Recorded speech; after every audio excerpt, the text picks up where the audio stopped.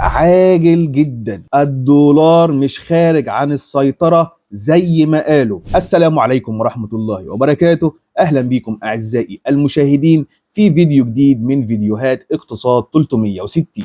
خليك كده صريح مع نفسك، أول ما سمعت أنت رقم 54 جنيه قلبك وقع صح؟ بس خليني أسألك، هو كل رقم هيطلع من صندوق النكد لازم نصدقه ونسلم بيه، ولا بقى من حقنا دلوقتي إن احنا نفهم هو اتقال ليه واتقال امتى واتقال على اساس ايه؟ النهارده بقى في فيديو النهارده مش هخوفك بس برضه مش هضحك عليك. النهارده هنفك رقم 54 جنيه حته حته، هنشوف ده هل ده تحذير حقيقي ولا سيناريو متشائم مبني على ارقام ماتت قبل كده. عاوز تعرف؟ هقول لك، بس علشان اقول لك لو اول مره بتشوفني ما تنساش انك تدعمني باللايك سبسكرايب وشير للفيديو، لان طبعا ده بيدعمنا كتير جدا ان احنا نكمل في محتوى اقوى وحصري. قهوتك.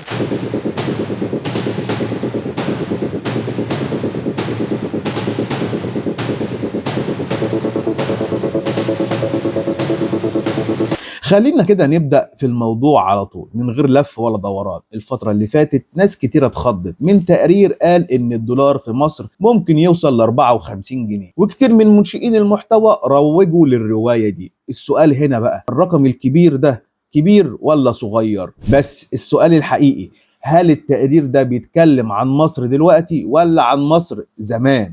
الدولار عالميا خليني اقول لك ان هو مش ملك متوج. خليني افاجئك بحاجه، الدولار نفسه مش في افضل حالاته. 2025 كانت سنه ضغط على الدولار، وده باعتراف البنوك الاستثماريه الكبيره. ليه؟ لان كان في رسوم جمركيه، توتر تجاري، سياسات امريكيه متلخبطه، وضغط طبعا على الفيدرالي علشان يخفض الفايده. بس يعني هل بقى الدولار مش طالع يجري ولا فاتح صدره ولا مستني يغزو العالم؟ الدولار حاليا حضرتك محاصر بسياسات بلده. انت عندك دلوقتي في رأيين، رأي الفيدرالي الامريكي تحت ضغط من دونالد ترامب، والرأي الثاني في البنوك الاستثمارية بتقول لك دي زوبعة فنجان وهتعدي. الفيدرالي الامريكي تحت ضغط بيقول ان هو واقف ما بين نارين، تضخم عايز يهدى واقتصاد مش مستحمل صدمات. خفض الفايدة الدولار هيضعف، تثبيت الفايدة الدولار يفضل مكبوت، رفع الفايدة ده شبه مستحيل دلوقتي. يعني ببساطة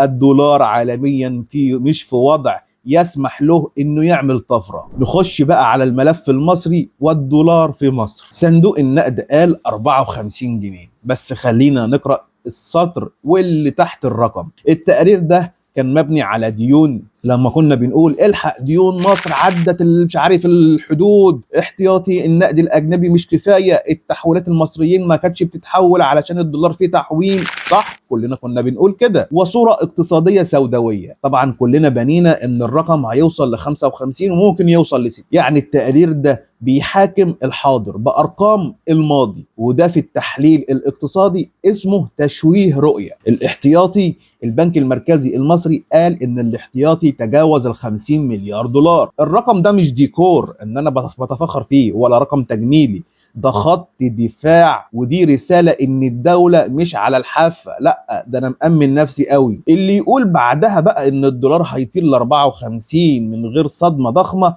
يبقى الراجل ده بيتكلم عاطفي مش تحليل. خليني اقول لك، تحويلات المصريين في الخارج ضربة في قلب التشاؤم. تحويلات المصريين في الخارج كسرت ارقام قياسيه. يعني الدولار داخل مش مؤقت، مش قروض، مش مسك، ده دولار حقيقي. دولار لوحده كفيل ينسف جزء كبير من سيناريو الرعب اللي دلوقتي الاعلام المتشائم بيحاول ينشره في قلوب الناس. انا لما كنت الدولار فيه استعدادات ان هو يطلع، كنت بطلع اقول لك الحق الدولار هيعلى، الحق خد بالك، الحق، صح؟ وانا كنت اول الناس المؤيدين لان الدولار كان هيعلى. لكن دلوقتي الوضع اختلف تماما. ليه؟ لان احنا بنقرا المشهد السياسي، وكل يوم في تغيرات سياسيه، وكل يوم في تغيرات جيوسياسيه، وكل يوم في تغيرات اقتصاديه. حد كان يصدق ان ترامب يروح يخطف مادورو ويقول لك البترول ده بتاعي؟ والله العظيم لو كان بيحكوها في قصص قبل النوم ما كنت كمان اصدقها. انما دلوقتي بكل يوم بنشوف حدث اقوى من اللي قبليه.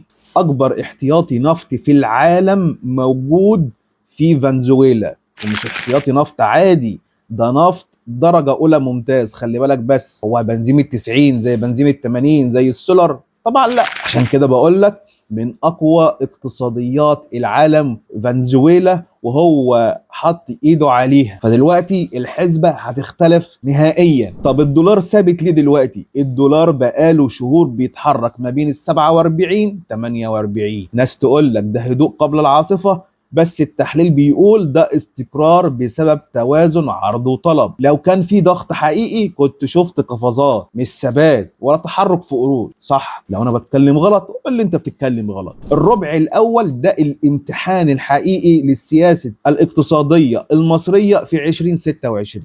في التزامات، في سداد ديون، في ضغط على الجنيه. بس خلينا نسأل سؤال وجيه، هو مصر أول دولة عندها التزامات؟ لا طبعا، ده العالم كله غرقان في الديون. ده السعودية اللي بنقول عليها أغنى دولة في المنطقة عندها ديون أكبر من مصر. ولا العالم كله شغال إعادة جدولة وإعادة ترتيب؟ لو الربع الأول عدى من غير أزمة سيولة، رقم 54 ده يتشال من قاموسك نهائيا. عمر ما الدولار يوصل للرقم ده. خليني بس أقول لك خلاصة المشهد يا عزيزي المشاهد، صندوق النقد مش قرآن يعني اللي هيقول عليه هنقول له خلاص امين. مفيش الكلام ده، تقاريره بتتغير.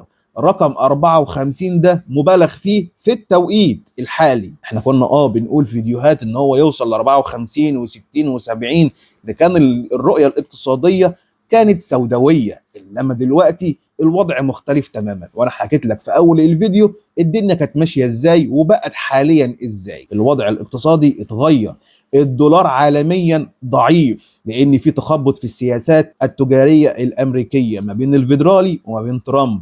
مصر مش واقفه على حافه الحاويه حاليا. يعني باختصار الرقم اللي اتقال ده اتقال في غير وقته. ركز معايا، اتقال في غير وقته. لو حد لسه شايف ان مصر ان الدولار هيبقى ب 54 جنيه ويقدر يقدم لي سبب حقيقي، يقدر يقوله لي في الكومنت تحت، وانا هعلن عنه الفيديو اللي جاي، وهقول اسمه والكومنت بتاعه هظهره على الشاشة. يمكن الراجل ده صادق واحنا اللي مش شايفين الرؤية. مادام وصلت معايا لنهاية الفيديو مش هوصيك بقى انك تدعمني باللايك وسبسكرايب وشير للفيديو، لان طبعا ده بيدعمنا كتير جدا ان احنا نكمل في محتوى اقوى وحصري. خليني بس اقول لك احنا هنا مش بنروج للخوف ولا بنبيع امل وهمي، احنا هنا بنفكر وبنحلل، وبجيب لك كل التحليلات العالمية سواء كانت غربية أوروبية مصرية، وبقولها لك وبعرضها لك وباخد لك الخلاصة بالعامية المصرية. دمتم في أمان الله، والسلام عليكم ورحمة الله وبركاته. سلام.